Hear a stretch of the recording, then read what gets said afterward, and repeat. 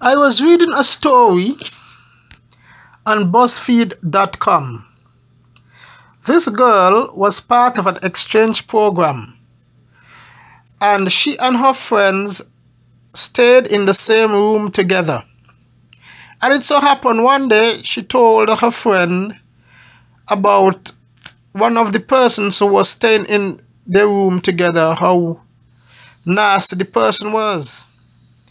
And her friend went and tell the friend about what the girl was saying. And eventually she admitted that she's the one who was telling her about what was going on.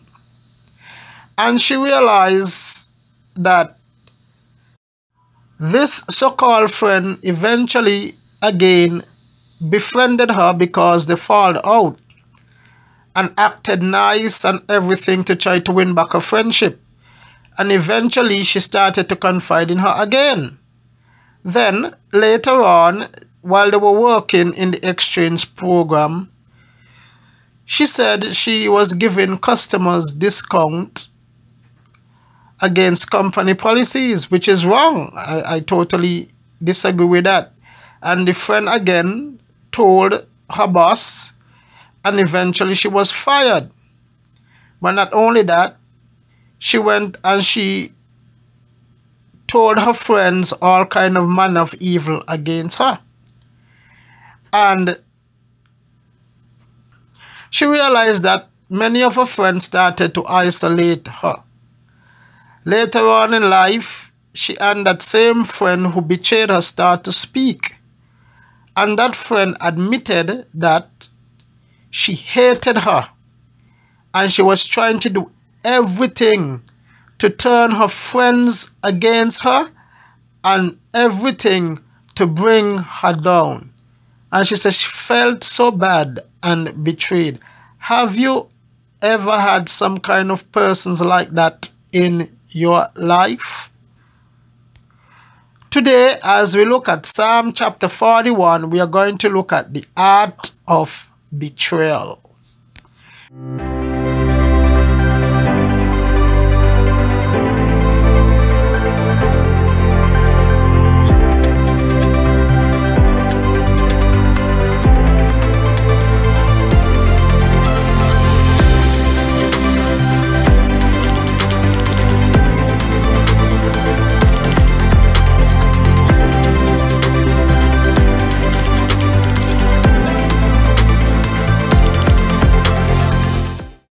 Good morning, saints, and welcome to the Dixon's Devotions. Now, as we celebrate Good Friday, the Easter season, this psalm is pertinent. We are going to look at the art of betrayal. Now, 2 Sundays ago, I preached at church a Judas in the city of David. Now, Psalms chapter 41 is an extension of this. But since this is Good Friday, I am going to entitle this The Art of Betrayal and Judas in the House of God. But before we go any further, if you like the content on this YouTube channel, please remember to like, subscribe, comment, and tell a friend about our YouTube channel. Now let's get back into the psalm. Now, Psalms chapter 41 is an interesting psalm. It can be imprecatory, it can be penitent, and it can also be messianic as we go through the psalm. Also, it is important to note that the book of Psalms in its entirety is divided into 5 books. And Psalm chapter 41 is the last book of the first book or the first section of the psalm. If you have a Bible or a good study Bible, you're going to see where Psalms chapter 41 ends and Psalms chapter 42 start. At the topic, you're going to see book 2. Psalms chapter 42 right down to Psalms chapter 72 is book 2. But Psalms chapter 41 is the last book in the first collections of Psalm. Similarly, just like how the first Psalm in the first book, Psalm chapter 1, start with "Blessed is the man," so Psalms chapter 41, the last book of the first section, ends with "Blessed is the man." Psalm chapter 41 is a continuation of Psalms chapter 39, 40. In this psalm, David is exposing the actions of people who try to bring you down, who say that they are your friends, and how people plot against you to destroy you and try to bring you down. The psalm again is written to the choir director. Just like Psalms chapter 39, 41, it is believed that it was written to the same person. Also, this psalm is very messianic, and we are going to see how it depicts the Easter scene and how it is especially Judas betraying Jesus. So now let's get into the psalm, reading from the English Standard Version. Verse 1. Blessed is the one who considereth the poor. In the day of trouble, the Lord delivered him. Now David is starting out here saying, blessed is the one who considered the poor. In the day of trouble, the Lord delivers him. Now, as I said, just like how Psalm chapter 1 started with blessed is the man, here it is blessed is the one, or blessed is the man who considereth the poor. The same language. And remember, Psalms chapter 41 is the closing of section 1 or book 1 of the Psalms. Now the Psalms is a collection of 5 books. Remember this. And this is the end of the first section. And just like how Psalms chapter 1 started with blessed is the man, so the last psalm of the first book end with blessed is the one. Now here David is saying in the day of his trouble, and David was thinking about himself. Apparently during that sin that David committed, I show you how deadly sin is, when he committed adultery with Bathsheba. And I said before, watch out for that. That's a deadly sin. It looks sweet and enticing at first. When it done with you, it ruin you.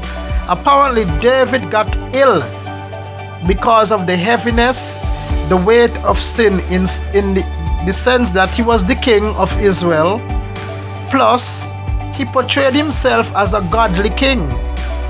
And to get caught in such a situation, the testimony and everything, but David was down. And David was considered himself poor and needy at that time. As I said, it doesn't, hey, what the amount of money you have, when you get caught in sin, is like you're poor. Because your trust is your currency. And when people lost trust in you, it's like you become poor. And here is David saying, when a man or a person is down, blessed is the one who consider them. Even people out there who are poor and they are down, and people who are less than you are going through trials, don't beat up on them. Instead, go out and help them, because it could be you. As John Wesley said, if it wasn't for the grace of God, so go I. And instead of beating up on them, help them. But listen what David said. The Lord protects him and keep him alive. He is called blessed in the land. You do not give him up to the will of the enemies. In other words, what the Bible is saying, the man who considereth the poor, or the man who is considerate of a person who is going through struggles or trials at this time, or even the poor in general, and help persons like that who are downtrodden, instead of pushing them down, but lift them up, the Lord is going to protect those kind of people. The Lord is going to preserve them, and the Lord will not give them over to their enemy. Look at what he said. The Lord protect him and keep him alive. He is called blessed in the land. The people are the persons who help people when they are at their low point, who are poor, and go out and stretch out a hand towards them. The Lord protect and preserve these kind of people, and he do not turn them over to their enemies. The Lord sustain him on his sick bed. In his illness, he restored him to full health. In other words, the man who protects the poor, David, was a man, even though he was the king, he looked out for the poor and needy. Now David was down and on his sick bed. As I said, it seemed as though that sin caused David to get ill. That emotional pressure affected David's health. And the Bible said, but because David used to help people when he was strong, so the Lord will help David now he is on his sick bed. Even as the Bible said, the Lord sustained him on his sick bed. In his illness, you restored him to full health. In his illness, the Lord restored David back to his full health. Remember, David took on the thing so strong that he fasted. He didn't eat for 7 days. You know, people went to encourage David, but David was so distraught. They do everything to encourage David, but the Lord is the one who restore his health. But when you help others, when you're down, others will help you. And so it is what the Bible said. If you don't help people, when you're down, nobody is going to help you.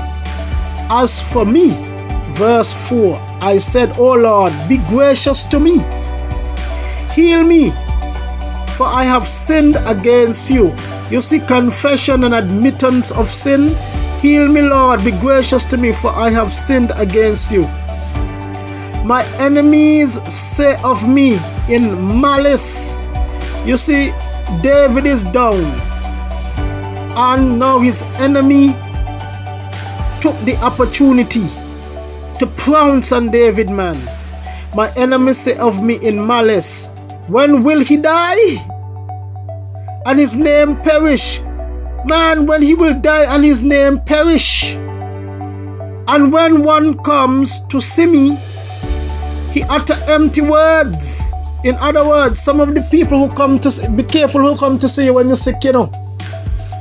Some people come to see him and paying a visit, and they utter empty words to David, saying all kind of thing, almost like Job and his 3 friends. While his heart gathers iniquity, when he goes out, he tells it abroad. In other words, David is saying that some of them come while you're on your sick bed to see you, but they only come to look news, and all they do come talk empty words. And look at it what they said. While they're talking empty words to you, while his heart gathers iniquity. While they're talking to you, they have iniquity in their hearts against you. So be careful who come visit you when you're sick. When he goes out, he tells it abroad. He goes out and tell others, man, I went up to see him today, and this is what he told me, and this is what she told me, and everything like that. Be careful who you talk to when you're on your bed, your sick bed. They go out and tell your business abroad. All who hate me whisper together about me. All the people who hate you, they whisper together about them, about you. Say all kind of thing. Now you're down, now you're out, now they got all kind of thing to say. Boy, and she calls it, you know, and he calls it, and she deserve it, you know, he deserve that. And they say all kind of thing, and they go back and they bring up all kind of things against you. They imagine the worst for me. They start to think up the worst for you. And these are people who are your companion. You run with them, your ace bunkum, your friends. So call. They say a deadly thing is poured out on him. He will not rise again from where he lies. Even my close friend in whom I trusted, who ate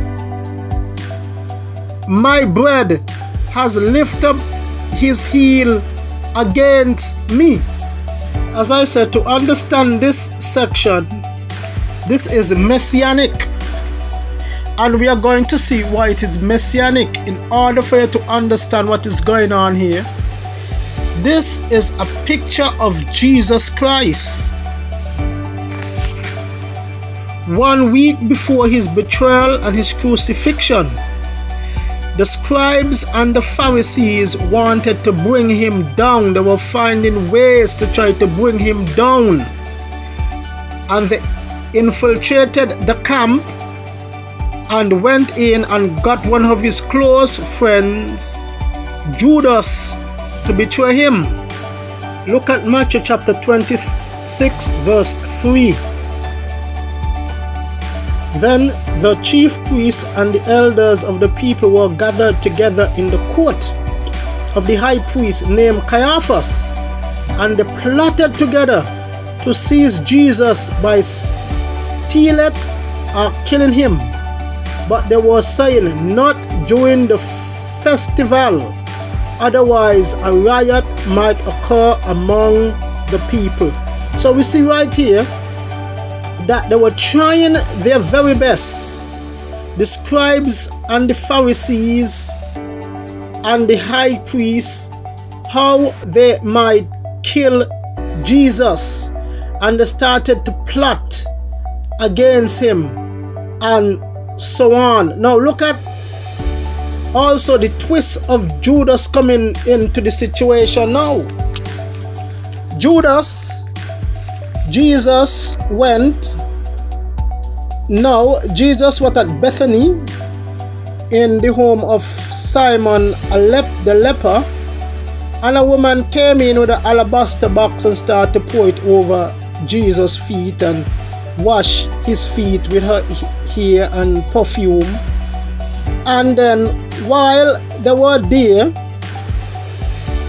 the perfume was very costly and it cost money. And this is what was going on here. Then in verse 26:14, then one of the 12 named Judas Iscariot went to the chief priests and said, "What are you willing to give me to betray him to you?" And they weighed out 30 pieces of silver to him. From then on, he began looking for a good opportunity to betray Jesus. Now on the first day of unleavened bread, the disciple came to Jesus and asked, "Where do you want us to prepare for you to eat the Passover?" And he said, "Go into the city to a certain man." I'm not going to all of that. But here Judas trying to betray Jesus, and here the Pharisees were already plotting to destroy Jesus by stealing him or by killing him. But as I said, they infiltrate the camp and they found the Judas. But something I want us to look at. Now the woman with the alabaster box, the Bible said, but the disciples were indignant when they saw this and said, Why this waste? For the perfume might have been sold for a high price and the money given to the poor." But in this situation, the Bible said the disciples were indignant. But who specifically the disciple? Let's look and see. In John chapter 12 from 1 to verse 7 gave this account also. But this time it said, instead of Simon the leper, it was another name for Lazarus, who Jesus raised from the dead, and in the house of Mary and Martha. And verse 3 put it like this: Mary then took a pound of a very costly perfume of pure nard, and anointed the feet of Jesus, and wiped his feet with her hair. And the house was filled with the fragrance of the perfume. But look at this. But Judas Iscariot, one of his disciples, who was intended, look at it, to betray him, said, why was this perfume not sold for 300 denarii and given to the poor people? But look at what the scripture says. Now he said this, not because he was concerned about the poor, but because he was a thief. And as he had the money box, he used to pilfer what was put in it. Now, when we look at this situation that is going on here, I want us to recognize something. Watch out for the man with the money bag. Watch out for the man with the money bag. Judas had the money. Now, I want to say this, and listen to me carefully, pastors. The Bible said judgment begins in the house of the Lord. Pastors, stay away from the money bag. I am a pastor and I'm speaking to pastors. Stay away from the money bag. They said there's 3 things that can bring down a good man: wealth, woman, and wine.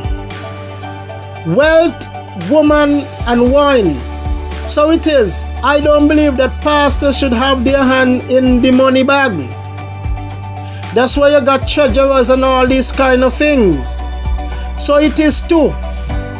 In the public like to get on pastor's case and jump on pastor's case and say pastors like money.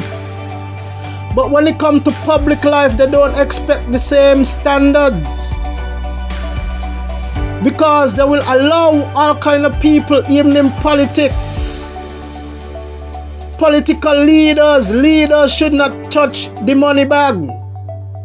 And I believe this is one of the weaknesses of our political system. Like in the American system, it's not the president who holds the purse, it's Congress. When the president wants money, he got to go to Congress. And he got to say where he want the money from, they got to pass it. And when they pass it, even when he spend it, Congress could hold him for account. Good leaders, stay away from the money bag. Watch the man with the money bag.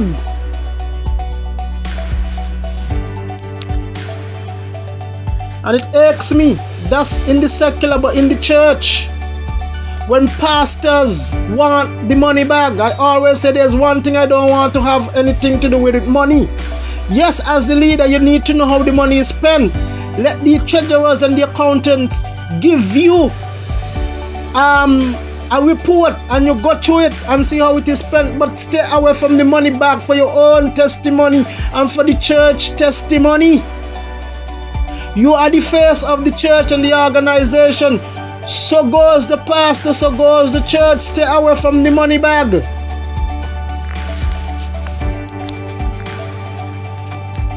And the problem is, some of us, even as members in our churches, we set up our own pastors for failure. We set them up instead of holding them accountable. Money should not be going into no pastor's house. That's dangerous. If you allow that, you yourself is an accomplice to the crime. You get what you want. Stay away from the money bag, men of God. Leaders, in whatever fear it is, even in private companies, they got their own secretaries and all kind of that. The CEO don't deal with that. They got the people to deal with that. So it is in public life. Here we know, I don't know what's going on in the Caribbean, where the highest person in office believe they have to hold the money. We need a different system set up, where the financial situation is dealt by a committee, and those in power, if they want it, they have to go and lobby for it. Stay away from the money bag. We're creating our own Judas. Jesus was the leader and he had nothing to do with the money. In Matthew's account, he said from that time Judas sought a way to destroy Jesus. And the Bible also said in Matthew's account too that the scribes and the Pharisees sought a way to destroy Jesus. Now when we read the gospel account, now when we look at the psalm again, we recognize here what the Bible said, that the people were concocting lies to destroy David. They wanted to bring him down, and the Bible said they used all kind of trickery to get to David. How they say all kind of lies, the scribes and the Pharisees, how they wanted to trick Jesus. So it is right here, David became the enemy of the state. Verse 8, they say a deadly thing is poured out on him.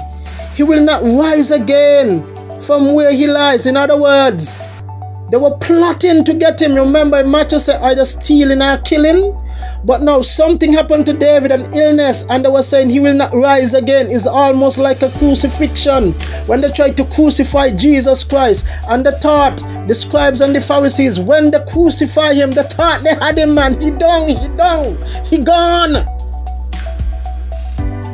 And listen, as I said, they planned how they're going to get him, the Bible said. But they said, wait, it's the feast that they plan how they're going to get Jesus, man. And they find the Judas. Even my close friend in whom I trusted, who ate my bread, has lifted his heel against me. And we know here David is talking. Now, David is talking about a counselor, one of his close friends called Ahithophel. And we're going to talk about Ahithophel. Ahithophel was a type of Judas. Now, who was Ahithophel? Ahithophel was one of David. He was the chief counselor of David. He was the chief counselor, and next to him on his left was Ahithophel, and David right was his companion named Hushai. 2 Samuel chapter 15 gave the account of David's son Absalom, who tried to betray and overthrow David and caused David to run, and he wanted to kill his own father. And Absalom sent for David's chief counselor Ahithophel, and Ahithophel went and joined Absalom and betrayed David. As I said, Ahithophel was David's chief counselor. As a matter of fact, the Bible said that the wisdom of Ahithophel was like the wisdom of an angel of God. Ahithophel sat and ate with David around the table. He was his chief counselor, yet he tried to betray, he betrayed David. And why? I said, watch out for those with the money bag. But at this time, be careful who you have around you. Some people pretend that they like you, but they don't like you. In the story I gave, this girl thought this girl was her friend, but in her heart, that girl hated her. Ahithophel was Bathsheba's grandfather, and Ahithophel had it in for David for what he has done to his granddaughter. So just like how Ahithophel ate bread with David around the table, good friend, his chief counselor. So it is with Judas, who ate bread with Jesus. Now at the Last Supper, look at what the Bible said. Just look at John chapter 13, verse 18, and see what the scripture said right here. John chapter 13 and verse 18. I spake not of you all, I know whom I have chosen, but that the scripture may be fulfilled. He that eateth bread with me has lifted up his heel against me. This is Jesus speaking when they had the Lord's Supper, and he was pouring the bread and the wine when he was introducing the Lord's Supper, or we call it the Last Supper he had with them. And he said, one that eateth bread with me, fulfilling exactly what David said, exactly what David said about his familiar friend Ahithophel. And here it's a prophecy of Judas, fulfilling the scripture which said, he that eateth bread with me has lifted up his heel against me.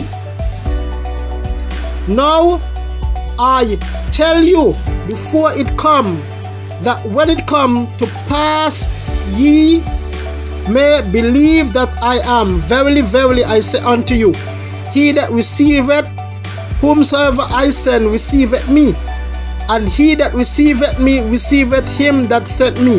When Jesus had thus said, he was troubled in spirit and testified and said, verily, verily, I say unto you, that one of you shall betray me. So we see it here. David, in his experience, was also picturing what will happen around the crucifixion scene. A familiar friend, a Judas in the camp. We had a Judas in the house of David, or the city of David, that's the political part, the national part. And so now in the religious part, we had a Judas in the house of God. Ahithophel was like the Judas in the house of government. Now in the church, we had a Judas, the religious aspect. Jesus, the church. Judas got to church. He was right there with Jesus. He was up and up. He goes to church. Anywhere Jesus was, he was there. Anywhere the church opened, he was there. But in his heart, he was trying to bring down Jesus. So it was with Ahithophel from the national level. So you see how these things coincide? That's why I always tell people, so goes the church, goes society. Judgment begins in the house of God. If you want to know how society is going, look at in the church. Pastors, church leaders, we got to get it right. And I heard a pastor said once, I think it was a pastor from Dominica, he said, if Jesus had 12 disciples and one of them was a devil, if you have 24, expect 2 devils. And so we see 2 devils, one in the time of David, Ahithophel, and one in the time of Jesus, Judas.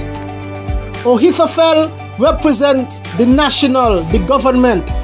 Judas represents the religious, the church. One thing about these Judases, they're always talking about, man, we need the money to give to the poor. We need the money to give to the people. You recognize what the scripture said? Judas was only saying that to get the money because he had the bag, but he was pifling it. When you hear pastors say they want to start this program and start this to give to the poor and give to the poor, you all better watch out. Don't let the pastor handle it. So it is in the public life and in the national level. As we look at the Psalm, verse 10 says, but you, O Lord, be gracious to me and raise me up that I may repay them. Now, as I said, this sounds like an imprecatory aspect. that David said, Lord, raise me up out of this bed. They say, I will not rise again, so I can repay them. It's like Jesus Christ was not looking so much at the scribes and the Pharisees. This was a battle between him and Satan. Jesus Christ will rise triumphant from the grave, and he will destroy hell, death, sin, and the grave. Satan thought he had him. For the ages, Satan was planning and plotting to get Jesus. This was his opportunity. He thought he had Jesus down. Yes. As we look at what it said earlier in verse 8, they said, a deadly thing is poured out on him. He will not rise again from where he lies. You remember when Jesus Christ was crucified, this is what Satan had got him, to crucify him. And the scribes and the Pharisees, they made sure that they put guards to guard the tomb, so that they hear them say after the third day will rise again. They made sure that he would not come up, and they put cement, concrete around it. We got him. Verse 10, but David said, but you, O Lord, be gracious to me and raise me up that I may repay them. Now this is like a resurrection. Right here, this is messianic. By this I know that you delight in me. After David is rose from the grave again, rose from his bed is like the grave. He know, Lord God, we know that your delight is with me. My enemy will not shout in triumph over me. No, Jesus Christ, I'm telling you, those 3 days Satan and camp, they were jumping up. We got him, we got him, we got him. The scribes and the Pharisees, they were rejoicing, rejoicing, rejoicing. Then came Sunday morning.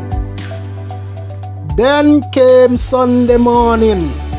Up from the grave he arose with a mighty triumph over his foes. That's what David is saying right here. My enemy will not shout in triumph over me when I'm get up out of my bed, but you have upheld me because of my what? Integrity. Jesus Christ's integrity. The Bible said they had no fault. They couldn't find fault with him. They gave him about 3 trials, and all the trials they couldn't find one fault with him, but yet they crucified him. He said God will raise him up because of his integrity. But you have upheld me because of my integrity and set me in your presence forever. Now Jesus Christ raised triumphantly from the grave, and he is on the right hand seated with God the Father. So it is what David is saying, I will be in your presence forever. Verse 13, blessed be the Lord, the God of Israel, from everlasting to everlasting. Blessed be God. What a beautiful psalm around this beautiful time. This is not nothing planned. You know I'm going to the Psalms and it just happened to fall like that.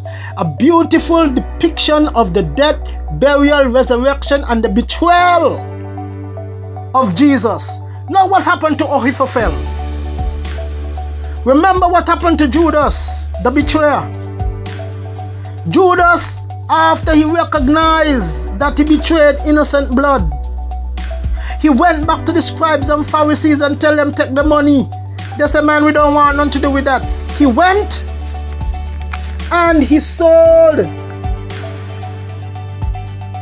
He put his house in order, as the Bible said, and hung himself in a potter's field. Zechariah talk about that. Zechariah 11:12. Let's look at this. Look at what he said in Zechariah chapter 11 verse 12. I said to them, if it is good in your sight, give me my wages, but if not, never mind. For they weighed out 30 shekels of silver as my wages. Then the Lord said to me, throw it to the potter, that magnificent price at which I was valued by them. So I took the 30 shekels of silver and threw them to the potter in the house of the Lord. Then I cut in pieces my second staff, union, to break the brotherhood between Judah and Israel. Now, here what's going on here in Zechariah. Zechariah is talking about how God scattered Israel throughout the world because they rebelled against him. They turned their back against him as a nation. And Zechariah said, go down to the potter, go. And he went, and the people gave offer Zechariah 30 pieces of silver. That was the value of God to them. So to Judas, betraying Jesus was 30 pieces of silver, and it was an awesome price because the Bible says it's a good price. God said, take that money, Zechariah, and throw it into the potters. And the same thing, the potters represent in Judas, when Judas went and hung himself in a potter's field. The potter's field was the house where the potters used to go and make the pottery. And when they take the waste pottery or the waste lump, they will throw it in a field. As a result of that, the field became barren and could not grow. And that's where Judas went. When you betray people, they said everybody got a price. Judas' price, the value for betraying Jesus, was 30 pieces of silver. But you see, as I said, when you got money and guilt hits you on conscience, it doesn't value anything. And guess where he went to hang himself? He threw all that money, he killed himself and died in a potter's field. Look at prophecy. In a barren land, in a wasteland, even though he had all that money, he used to betray Jesus. It's worth nothing. He killed himself a gruesome death. So it was with Ahithophel. When you read what happened, remember David sent back Hushai. Hushai averted the counsel of Ahithophel. Ahithophel took it to heart, went home, the Bible says, set his heart in order, and went and hung himself in a field. The same situation what happened to Judas, same thing happened to Ahithophel. So it happened in the national level of government, so it happened in the religious realm of the church. Judas will come down. Watch out, Judas, watch out. Ladies and gentlemen, all of us at some point in life can recall when we were betrayed by a close friend. But make sure that we are not the betrayer. But one of the things that we come to recognize when we are going through our trials and our difficulties is going to reveal to you who your true friends are. Recognize what Jesus Christ had. Judas was a betrayer. Peter denied him. Timothy doubted him. And the rest of them, the Bible said, they scattered, they run from him. So you're going to have these 4 people in your camp. You're going to have those who betray you, those who deny you, those who doubt you, and those who are going to run from you. So here is David saying, when I was down, people came and they looked for me. But instead of talking good, they were talking empty words, and they were taking what I said, they go out there and say to everybody, be careful. Pray to God in when you're down. Trust God. As I said, be careful what you say in the presence of the wicked. Go in a cane field, talk it out to God. A lot of people out there who you think are your friend do not like you. They hate you. As I said, as I read that story, that girl thought that her friend was of her friend, till later on she realized and she recognized that that girl had envy in her heart for her. So not everybody who come around you and laugh with you, and that's life. But you have to go on. You still have to trust people in some sort of way, otherwise you become an island. And I know when people betray your trust, it's hard, but that's why you have to trust God. And when you're down, trust God. People might mock, people might jeer, but God is going to raise you up from the bed of affliction. Whatever problem you might be going through, God will raise you up and your enemies, and put your enemies to scorn. And when you raise up again and you're walking good and God start to prosper you, you see how they come and when you find out what they did, they're just looking at you like Look out for those kind of people. Saints, have a wonderful day, have a wonderful Easter, and may the Lord's blessing be with you.